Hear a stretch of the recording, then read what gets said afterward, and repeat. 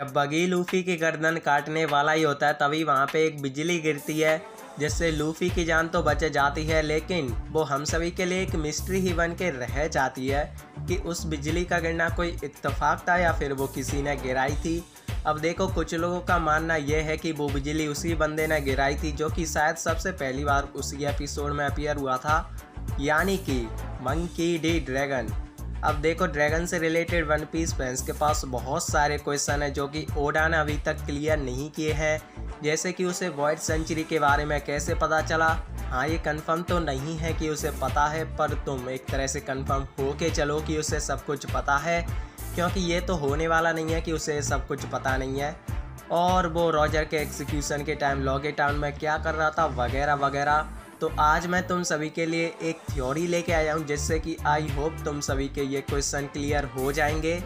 और हाँ, मैं तुम सभी को सुनी सुनाई थ्योरी सुना के बोर नहीं करने वाला हूँ, क्योंकि ये मेरी अपनी थ्योरी है। और साथ ही साथ मैं तुम सभी के लिए रिवॉल्यूशनरी आर्मी को एक्सप्लेन भी कर दूंगा, ठीक है। So let's begin. तो इस सारे मैटर के बारे में हमें सबसे पहली बार पता चलता है वाटर 7 आर्क में, जहाँ पे हमको बताया जाता है रिवॉल्यूशनरी आर्मी के बारे में। और हमें यह भी पता चलता है कि revolutionary army one piece world की बिगेस्ट क्रिमिनल ऑर्गेनाइजेशन है, लेकिन जैसा वर्ल्ड गवर्नमेंट ने उनका क्रिमिनल्स वाला स्टेटस बना के रखा है वो वैसे बिल्कुल भी नहीं है, ये तुम सभी को भी पता है। पर इससे फ़ायदा वर्ल्ड गवर्नमेंट का ये, क्योंकि रिवॉल्यूशनरी आर्मी के काम करने का तरीका ही कुछ इस तरह का है, यानी कि वो लोगों को अपनी साइड करते हैं और वर्ल्ड गवर्नमेंट के खिलाफ करते हैं। पर इसका मतलब ये बिल्कुल भी नहीं है कि वो लोगों के साथ ज़बरदस्ती करते हैं। लोग अपनी मर्जी से रिवॉल्यूशनरी आर्मी ज्वाइन करते हैं, लेकिन इस काम में मुसीबत खड़ी करता है उनका क्रिमिनल्स वाला स्टेटस, क्योंकि लोग जब तक उन पर भरोसा ही नहीं करते हैं जब तक वो उनकी कुटते हुए ना बचा ले। ओवरऑल देखा जाए तो रिवॉल्यूशनरी आर्मी वर्ल्ड गवर्नमेंट के लिए सबसे बड़ा खतरा है, क्योंकि वो सीधा टारगेट करते हैं वर्ल्ड गवर्नमेंट को, या फिर मैं कहूँ कि वो कुछ और काम करते ही नहीं है वर्ल्ड गवर्नमेंट की लेने के अलावा। अगर तुम वहीं योंकोस को देखोगे तो वो सभी अपने अपने कामों में लगे रहते हैं। वो वर्ल्ड गवर्नमेंट से तभी पंगा लेते हैं तब वर्ल्ड गवर्नमेंट उनसे पंगा लेती है। So that's why revolutionary army के लीडर के ऊपर सबसे ज़्यादा वांटी है, होनी तो चाहिए, क्योंकि वो वन पीस वर्ल्ड का मोस्ट वांटेड क्रिमिनल है। पर अब इसका मतलब ये बिल्कुल भी नहीं है कि ड्रैगन एक ऐसी आर्मी बनाना चाहता है जिससे कि वो वर्ल्ड गवर्नमेंट के खिलाफ एक वॉर शुरू कर सके। वो तो बस लोगों को वर्ल्ड गवर्नमेंट के खिलाफ उकसाना चाहता है, हड़ताल वगैरह करवाना चाहता है। अगर मैं और भी अच्छे से समझाऊं तो एक तरह से देखो, इतने टाइम से वर्ल्ड गवर्नमेंट जिन लोगों पर राज करती आ रही है, अगर वही उसके खिलाफ हो जाएंगे तो जो उनका राज है वो ऑटोमेटिकली वहीं एंड हो जाएगा। पर जितना ये बोलने में आसान लगता है ये उतना करने में है नहीं। तो देखो, ये तो बात हो गई ड्रैगन के गोल के बारे में। अब आ जाते हैं वीडियो के मेन पॉइंट पर, यानी कि ड्रैगन को वर्ल्ड गवर्नमेंट की सच्चाई कैसे पता चली, और इसी से रिलेटेड मेरी आज की थ्योरी है। तो देखो, जैसे कि ओहारा टाउन के लोगों को पॉनिग्लिफ पर रिसर्च और उसको रीड करने की वजह से मार दिया गया था, लेकिन अब ये बिल्कुल भी इम्पोर्टेंट नहीं है कि ये पहली बार था जब किसी टाउन के लोगों को पॉनिग्लिफ की वजह से टपका दिया गया हो। अकॉर्डिंग टू माई थ्योरी, जब ड्रैगन एक मरीन सोल्जर होगा, अब वो एक मरीन सोल्जर ही क्यों होगा, मैं इसका भी तुमको एक छोटा सा रीज़न दे देता हूँ। तो देखो, वो उस टाइम रिवॉल्यूशनरी आर्मी का लीडर तो होगा नहीं, क्योंकि उस टाइम रिवॉल्यूशनरी आर्मी क्रिएट ही नहीं की गई थी, और ना ही वो कोई पायरेट था। और जैसा कि तुम सभी को पता ही है कि ड्रैगन है गार्प का लौंडा, तो गार्प उसे एस और लूफी की तरह एक मरीन सोल्जर ही बनाना चाहता होगा, और वो होगा भी, क्योंकि वो घर पे नल्ला तो बैठा नहीं रहता होगा। तो हाँ, जब वो एक मरीन सोल्जर होगा तो उस टाइम एक आइलैंड एग्जिस्ट करता होगा जहाँ के लोग ओहारा टाउन के लोगों की तरह पॉनिग्लिफ पर रिसर्च और उसको रीड कर सकते होंगे। और जब वर्ल्ड गवर्नमेंट को उन लोगों के बारे में पता चला तो उन्होंने उनको भी स्काइपिया भेज दिया, मेरा मतलब उनको भी टपका दिया। अब मुझे ऐसा लगता है कि उस टाइम बहुत ही कम लोग ऐसे होंगे जिनको इस आइलैंड के लोगों के मरने के रीज़न का पता होगा, चाहे वो मरीन सोल्जर ही क्यों ना हो। और उन लोगों में ड्रैगन तो बिल्कुल भी नहीं आता होगा। पर मुझे ड्रैगन ऐसा बंदा नहीं लगता है जो कि इतने सारे लोगों के मरने के रीज़न का पता ना लगाए। तो सबसे ज़्यादा चांस है कि वो रीज़न जानने के लिए गया होगा गार्प या फिर सेंगोकू के पास। पर यह भी कंफर्म नहीं है कि उन दोनों को वर्ल्ड सेंचुरी के बारे में पता है कि नहीं। पर मान भी लो कि उन दोनों को पता है तो गार्प ये बिल्कुल भी नहीं चाहेगा कि ड्रैगन को वर्ल्ड गवर्नमेंट के सीक्रेट्स पता चले। अब यहाँ पे सीक्रेट्स का मतलब मेरा वर्ल्ड सेंचुरी से है, तो कंफ्यूज मत होना, ठीक है। क्योंकि इतना तो गार्प को भी पता होगा कि अगर ड्रैगन को सीक्रेट्स पता चले तो वो मरीन को छोड़ के डकैत बन जाएगा, और गार्प ये बिल्कुल भी नहीं चाहेगा। जिस वजह से गार्प ने उन मरीन सोल्जर्स से भी मना कर दिया होगा जिनको वर्ल्ड सेंचुरी के बारे में पता होगा कि वो ड्रैगन को कुछ ना बताएं। लेकिन अब यहाँ ऐसा भी हो सकता है कि क्या पता किसी मरीन सोल्जर ने वर्ल्ड गवर्नमेंट के साथ चूतियापा करके ड्रैगन को सारी बात बता दी हो, और जब वो ड्रैगन को सारे सीक्रेट्स पता चले तो वो कंफर्म करने के लिए रॉजर के पास गया होगा।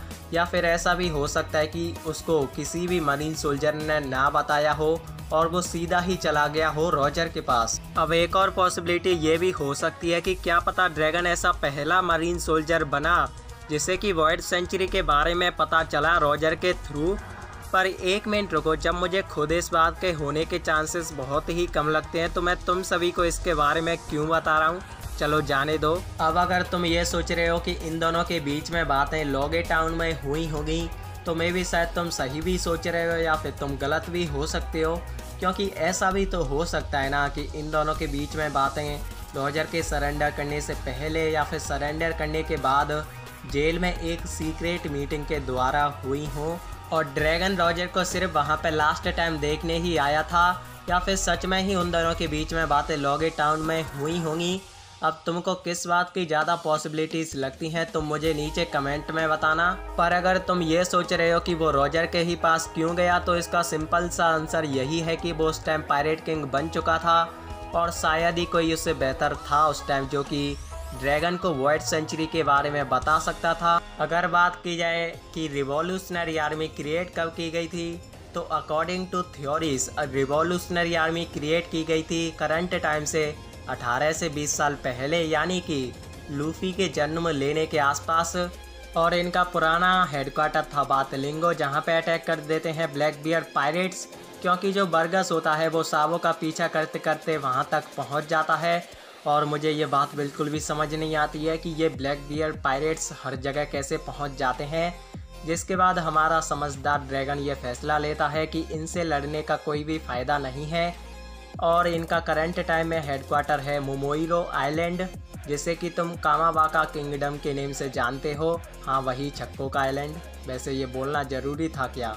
अगर बात की जाए इनके पोजीशन सिस्टम की तो सबसे ऊपर आता है सुप्रीम कमांडर, यानी कि मंकी डी ड्रैगन, जो कि इन सभी का लीडर है और इसी के अंडर सारे काम होते हैं। इसके बाद आता है चीफ ऑफ स्टाफ, जो कि है सावो। इसके बाद आते हैं इनके आर्मी कमांडर, जिनमें कि 5 मेंबर हैं, जिसमें से ग्रैंड लाइन आर्मी का कमांडर है एम्पोरियो इवांको, नॉर्थ ब्लू आर्मी का कमांडर है कारासू, ईस्ट ब्लू आर्मी की कमांडर है बेलो बेटी, वेस्ट ब्लू आर्मी का कमांडर है मोरी, साउथ ब्लू आर्मी का कमांडर है लिंडबर्ग। अब आते हैं इनके ऑफिसर्स, और इसमें आते हैं 6 मेंबर, जिसमें से एक है इनाजुमा, जो कि इवांको के साथ काम करता है ग्रैंड लाइन में, जो कि हमको मरीन फोर्ड बार में भी देखने को मिला था। अगली है अहीरू, जो कि ईस्ट ब्लू आर्मी में बेलो बेटी के साथ काम करती है। अगली है क्वाला, जो कि सावो के साथ काम करती है। अगला है बातोलोमियो कुमा। और अब जो ये 2 ऑफिसर हैं, इनकी सिर्फ फोटो ही है इन्फॉर्मेशन के नेम पे, जिसमें से एक बकरी और गाय का मिक्सर लग रही है या फिर लग रहा है, और जो ये दूसरा कैरेक्टर है ये मजाकिया टाइप का आदमी लग रहा है। अब आते हैं इनके अदर्स मेंबर, जिसमें से एक है हैक, जो कि हमको ड्रेस रोज़ा में देखने को मिला था। इसके बाद है टेरी गिल्टियो, और इसके बाद है बनी जॉय, और इसके बाद है रेस मैक्स, जो कि हमको मूवी में देखने को मिला था, और शायद ये नॉन कैनन है।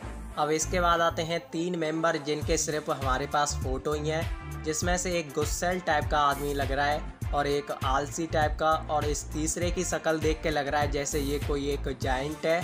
तो अभी तक तो बस हमें इतने ही मेन मेंबर दिखाए गए हैं रिवॉल्यूशनरी आर्मी में, और हम इन सभी की पावर के बारे में बात किसी और वीडियो में करेंगे। तो आई होप यार तुम सभी को ये वीडियो एंटरटेनिंग और हेल्पफुल लगी होगी। और मुझे नहीं पता ये थ्योरी कितनी सही निकलेगी, बस मुझे तुम सभी को कुछ डिफरेंट सुनाना था, तो जो मेरे मन में आया वो मैंने बक दिया। और जैसा ही तुम सभी को पता ही है कि मैं कुछ 1-2 महीने से कितना ज़्यादा रेगुलर हूँ अपने चैनल पे। हाँ चलो मजाक को साइड में रखते हैं।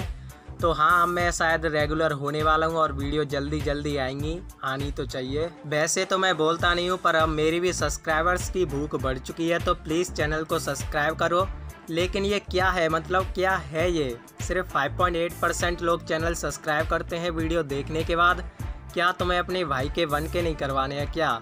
और हाँ ये भाई वाली लाइन मैंने सिर्फ लड़कों के लिए बोली है।